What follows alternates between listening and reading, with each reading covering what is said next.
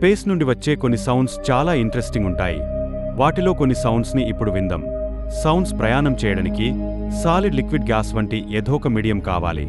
కానీ స్పేస్లో చాలా భాగం ఇలాంటివి ఏవీ లేకుండా వాక్యూంగా ఉంటుంది. కానీ స్పేస్లో ఉండే ప్రతి స్టార్కి, ప్రతి ప్లానెట్కి ఒక సౌండ్ ఉంటుంది. ఆ సౌండ్ వినడానికి చాలా వింతగా ఉంటాయి. అయితే స్పేస్లో సౌండ్ ట్రావెల్ చేయదు, కానీ రేడియో వేవ్ స్పేస్ ద్వారా ట్రావెల్ చేయగలవు. అలాగే నాసా దగ్గర ఉండే కొన్ని ఇన్స్ట్రుమెంట్స్ రేడియో వేవ్స్ని సౌండ్స్ వేవ్స్గా మార్చగలవు. అలా కొన్ని సౌండ్స్ని ఇప్పుడు విందాం.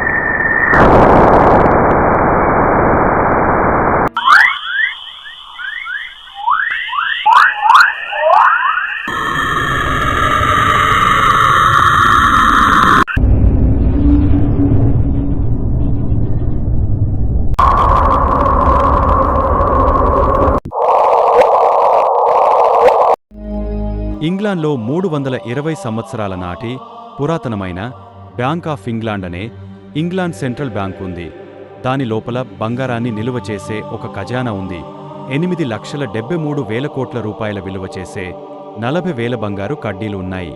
అయితే 1836లో డ్రైనేజులు క్లీన్ చేసే ఒక వ్యక్తి ఒక మ్యాన్హోల్ నుండి డైరెక్ట్గా బ్యాంకులో బంగారమున్న ఖజానాలోకి మార్గం ఉందని కనిపెట్టాడు. తర్వాత ఇదే విషయం ఒక లెటర్ మీద రాసి ఆ బ్యాంకు డైరెక్టర్లకి పంపాడు. అంతేకాకుండా ఇంకొక గంటలో ఆ ఖజానాలో కలుసుకుందామని, అక్కడికి రమ్మని ఆ లెటర్లో రాశాడు. చెప్పినట్టుగానే ఇతను ఆ డ్రైనేజీ మార్గంగానే వెళ్లి అధికారులను కలుసుకున్నాడు. ఎటువంటి దొంగతనం చేయకుండా నిజాయితీగా చెప్పినందుకు అతనికి 800 పౌండ్లు బహుమతిగా ఇచ్చారు. అంటే ఇప్పటి విలువ ప్రకారం 70,000 రూపాయలు. ఇలాంటి ఇంకెన్నో విషయాలు తెలుసుకోవాలంటే సబ్స్క్రైబ్ చేసుకోండి.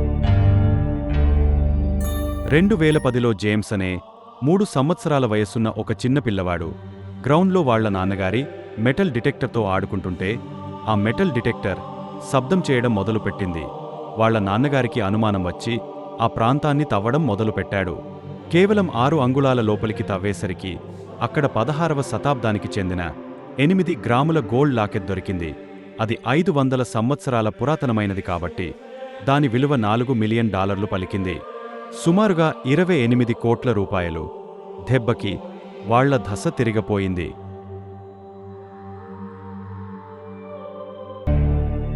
మీలో ఎవరైనా స్పేస్లో తిరిగే శాటిలైట్ను చూడాలనుకుంటున్నారా?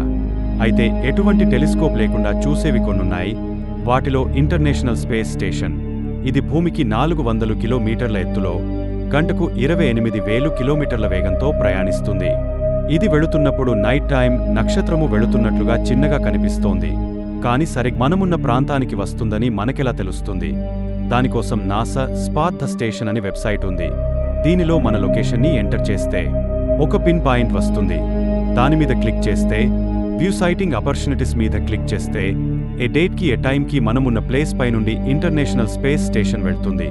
అది ఎంతసేపు మనకు కనిపిస్తుంది, ఇలా పూర్తి వివరాలుంటాయి.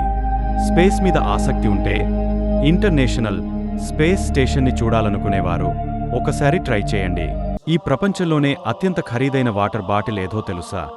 అక్వాడి క్రిస్టల్లో ట్రిబ్యూటో ఏ మోడిగ్లియాని.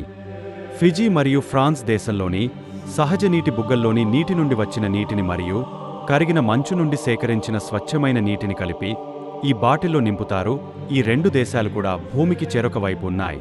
అంతేకాదు ఈ నీటిని 24 క్యారెట్ల బంగారం మరియు క్రిస్టల్ మరియు వెండితో చేసిన బాటిల్లో నింపుతారు.